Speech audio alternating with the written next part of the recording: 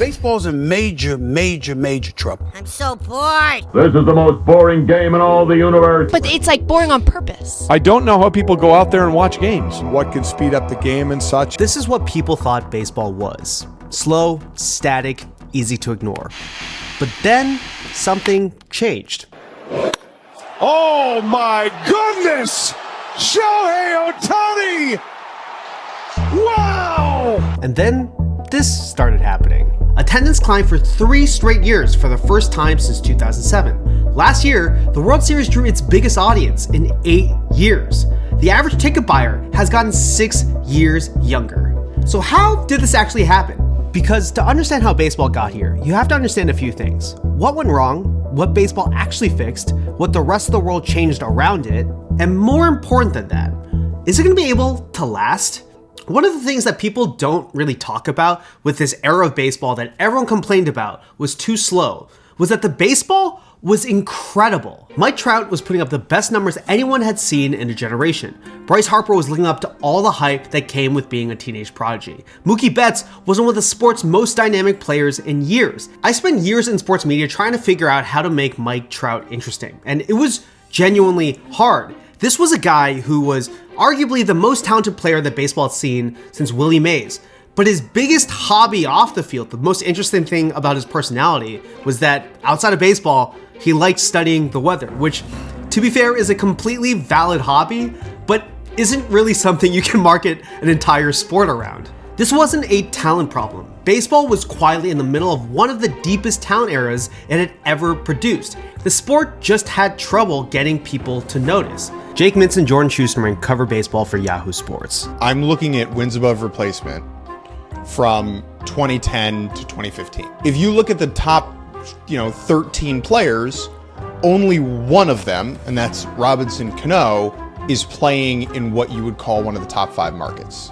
So you have Trout, great player, not this effervescent, outgoing personality, and I think MLB didn't really know how to best market that. And that problem reaching fans was about to get much, much worse. In 2003, Michael Lewis wrote a book called Moneyball. Brad Pitt played Billy Beane in the movie. Jonah Hill was the nerd with the laptop.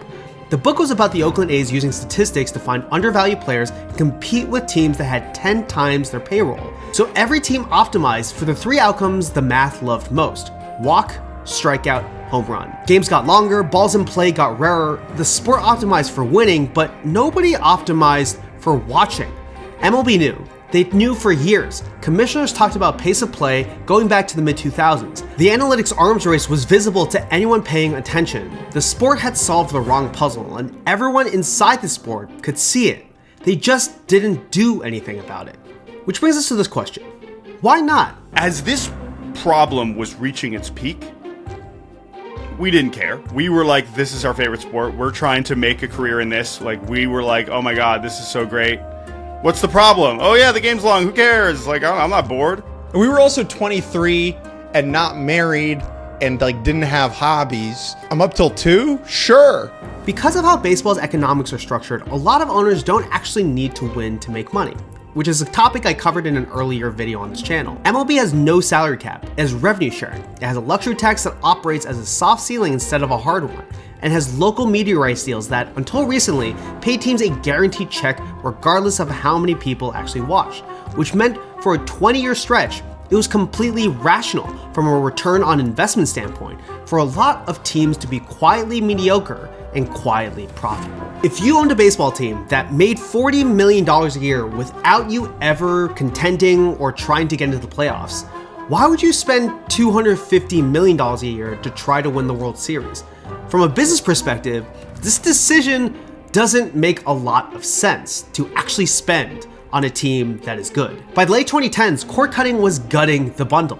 By the early 2020s, the regional sports networks that owned baseball's local rights were going bankrupt. Diamond Sports, which operated the Bali channels carrying 14 different MLB teams, filed for Chapter 11 bankruptcy in 2023.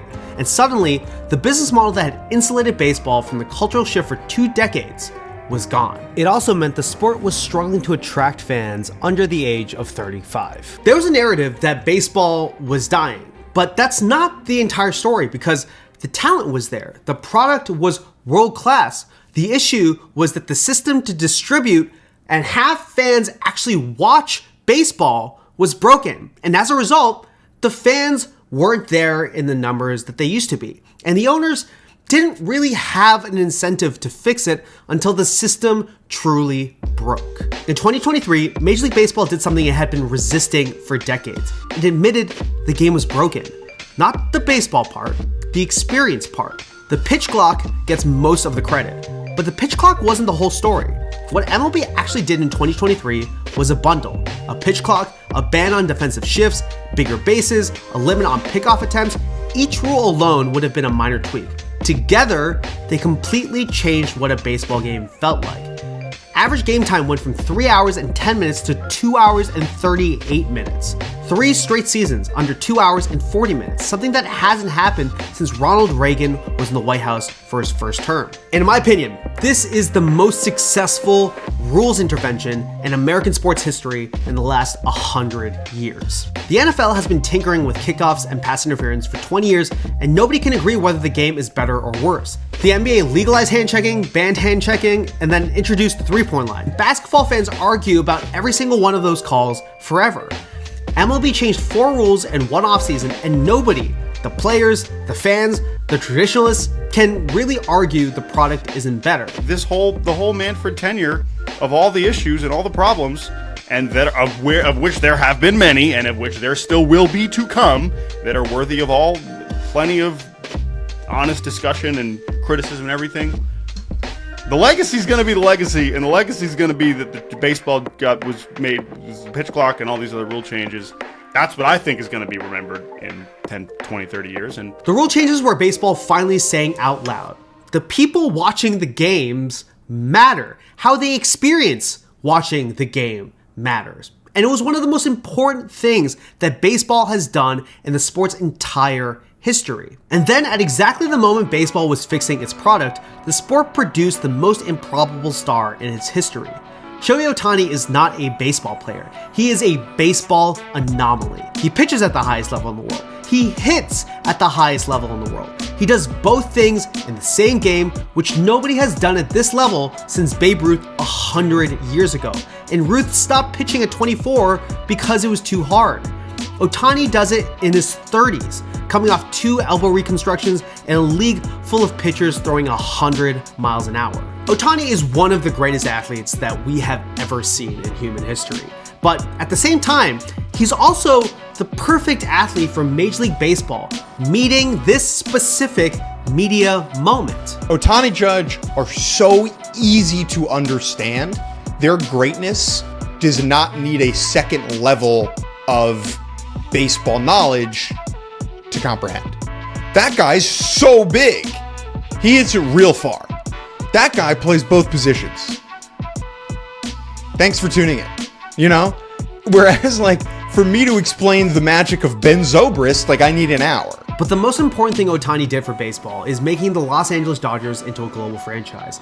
50% of Japanese sports fans now describe themselves as interested in Major League Baseball. Of the Japanese fans who follow MLB, 59% say the Dodgers are their favorite team. The Yankees are second at 14%. The Cubs are third at 9%. Game 7 of the 2025 World Series drew 12 million viewers in Japan. The entire World Series averaged more than 10 million Japanese viewers per game. Baseball's recovery is arguably more dependent on one player than any other sport in history. The only comparisons are Magic Johnson and Larry Bird for the NBA in the 1980s, and that led into Michael Jordan into the 1990s. Ohtani has done this pretty much by himself. And then there's also the Savannah Bananas. They're not an MLB team, they're not a minor league team, they're an independent barnstorming act from Savannah, Georgia, founded by a guy named Jesse Cole, who wears a yellow tuxedo and had turned his team into the Harlem Globetrotters of baseball. In 2025, the Bananas filled 40 cities. They sold out 18 Major League ballparks. They drew 80,000 people to Clemson University's football stadium. Their TikTok account gets more views than most MLB teams. Measured per video uploaded, they outpace MLB's entire league operation. These are the things Major League Baseball designed, or got lucky with, or couldn't control but benefited from. The Bananas were both a warning that baseball needed to adapt and a source of optimism that people could still care about baseball if it changed. But the changes only worked because they landed in a media environment that MLB didn't really have a role in building. The internet met baseball where it was at. For most of the last 20 years, baseball's pace was treated as its biggest problem. And then, the internet completely rewired how we pay attention to everything. Baseball's pace, the exact thing that made it a liability on network television, is its single biggest advantage in the algorithmic era. Think about what a pitch actually is. It has a beginning, a middle, and an end. Pitcher sets, wind-up, delivery, outcome. 4 to 7 seconds of self-contained drama with built-in suspense and built-in resolution. Baseball already comes pre-cut into the exact unit the algorithm wants. Compare this to basketball. The NBA mastered the highlights era before anyone else, but the NBA spent 15 years teaching the world that basketball was the perfect highlight sport. And then, basketball became 5 guys standing behind the three-point line waiting for someone to shoot. When Steph Curry started pulling up from 35 feet, it was revolutionary. It was must-watch. Every deep three was an event. And then, every player in the NBA started doing it, and the highlight got flattened. A 35-foot three is not the same clip when it's the 12th one you've seen that night. Basketball in 2026 is a sport where almost every team plays a similar style, where the iconic highlight, the isolation dunk, the fadeaway, the contested mid-range has been partly optimized out of the game. Baseball didn't design itself for TikTok, but if you were to design a sport specifically to do well on TikTok, it would probably look a lot like baseball. And a lot of other people saw that. There was the rise of John Boy with the Astros trash can banging scandal. And then, Pitching Ninja turned pitch physics into a viral aesthetic. Foolish Baseball made video essays that treated the sport with the seriousness of a documentary. Jared Carrabis built a baseball media empire around being a fan. Baseball doesn't exist. Essays are incredible. There's Disarm, the Bat Boys, an entire layer of commentary that didn't exist a decade ago. For most of that period, Major League Baseball was actively trying to shut these creators down. MLB sent mass copyright notices. Clips got taken down. Creators who had built audiences by making baseball more interesting than MLB's own marketing department were being told by the league that their work was theft. MLB as a company was behind the times in terms of their video rights policies. And so you didn't have these grassroots, genuine, authentic, whatever you want to call it, videos being posted on social media of these players from 2014 to 2018-ish area. What are you doing? Right? Like, let me post this video of Mike Trout, like, being good at the sport. Like, how is that hurting you? And then in June 2025, Major League Baseball bought an equity stake in John Boy Media. The league went from trying to stop John Boy to investing in him in under 6 years. Suddenly, the creator layer wasn't an add-on. It wasn't supplementary content. It wasn't an annoying group of unauthorized fans poaching leaked footage. The creator layer was now the distribution layer. For most young fans, the first place they encounter baseball is not a game broadcast. It's a John Boy clip, a Pitching Ninja overlay, a Foolish Baseball essay, a Cespedes Family Barbecue tweet, a TikTok reaction from a creator they already follow. That is now the front door for baseball. The creator economy didn't save baseball, but baseball could not have been saved without it. And then something else started to happen too. Baseball started to have fun. Baseball had a decade of fighting about this. The unwritten rules, whether you could celebrate, whether you could showboat, whether the sport was supposed to be dignified or entertaining. And somewhere along the way, the old guard lost. Bat flips became standard. Dugout celebrations became choreographed. And then there's this whole other layer of cultural crossover. Paul Skeens is the best young pitcher in baseball. He's also dating Livy Dunn, the gymnast turned influencer with 13 million followers, who has become an enormous part of his audience. 15 years ago, Justin Verlander was dating supermodel Kate Upton, one of the best pitchers in baseball, one of the most famous models in the world. And the sport had almost no idea what to do with it. Skeens and Dunn are not bigger celebrities than Verlander and Upton were, but they exist inside an infrastructure that turns their relationship into content. And MLB is now leaning into that rather than pretending it isn't happening. And this same shift is showing up in the sports relationship to fashion.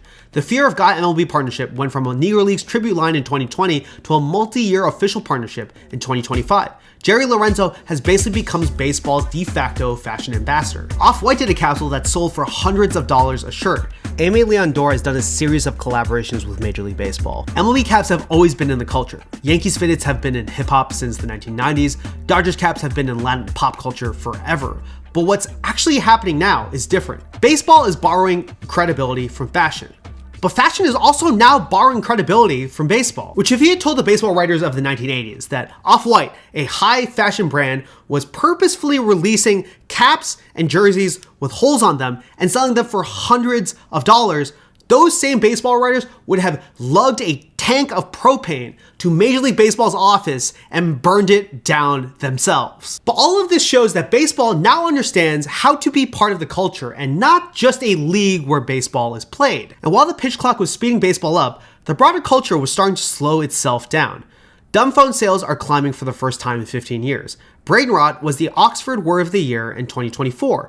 There's a small but real movement of people actively trying to unplug from algorithmic feeds to reclaim attention, to find ambient experiences that don't demand every neuron they have. But you have to view baseball, regular season baseball, as a second screen, in a way, as a podcast.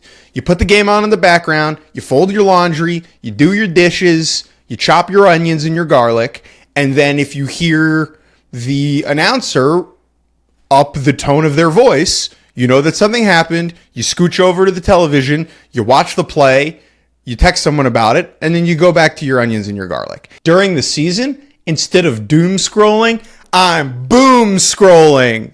Home run. But none of this was designed by Major League Baseball. The algorithms, the fashion houses, the rise of slow living, all of that was bigger than just baseball, and the sport was in a perfect position to meet the world where it's at. If most of the forces that saved baseball were outside of the control of the league, what happens if those forces turn again? Because they always do. It's just how the world works. There's 4 fault lines under this recovery right now, and only one of them needs to break for this recovery to struggle again. On December 1st of 2026, the current collective bargaining agreement between Major League Baseball and the Players Association expires. Everyone in baseball, the owners, players, media, insiders, is preparing for a lockout. Rob Manfred and the owners want a salary cap, which they've wanted since the 1970s, and which the players have successfully fought off every single time. And the MLBPA have essentially told their members to expect a work stoppage. The last time this happened in 2021, the owners locked the players out for 99 days. The time before that, in 1994, was catastrophic. The 1994 strike canceled the World Series. It took baseball almost a decade to recover the audience it lost. Some argue it never fully did, that the steroid era of the 1990s was essentially a desperate marketing campaign to bring casual fans back. The fans that baseball just won back don't owe baseball anything, and they're only showing up because baseball is culturally interesting for the first time in years. But if the fans lose an entire season of games, if the players and the owners can't decide how to split up $10 million, if the owners refuse to spend more money on their teams, investing in the loyalty and passion of their fans, those fans might not come back. And baseball has shown in the past that it will do this to itself. It will shoot itself in the foot. And I'm really concerned that it's going to happen again. The second, in November 2025, Major League Baseball announced new media deals for the 2026 through 2028 seasons. The league went direct to consumer through streaming. It finally broke free of the collapsing regional sports network model. It positioned itself for the streaming era. But if you want to watch every nationally televised baseball game in 2026, you need 6 separate streaming subscriptions. Baseball broke the cable bundle. Then it rebuilt it, except this version is more expensive, more fragmented, and harder to navigate than the one it replaced. This matters because the recovery was, in significant part, an access story. Because the casual fan you just won back, the one who watched the World Series on Fox and then wanted to follow the Dodgers into the regular season, is now facing a subscription math problem most people are not going to solve.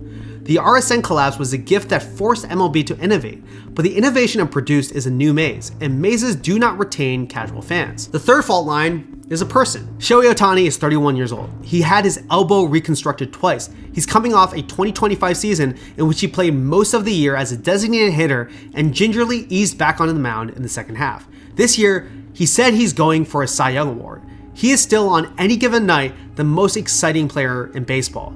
He's also running out the clock on the most improbable athletic career of the last 100 years. So much of Major League Baseball's cultural recovery has been dependent on him. And when Ohtani declines because Father Time is absolutely undefeated, what's going to replace him? Because there's not an obvious replacement for Shohei Ohtani. There might not ever be another Shohei Ohtani. And then there's the fourth fault line, the one that scares me the most, the one that I think about the most. In November 2025, federal prosecutors indicted two Cleveland Guardians pitchers, Emmanuel Clase and Luis Ortiz, for allegedly rigging individual pitches inside live Major League Baseball games.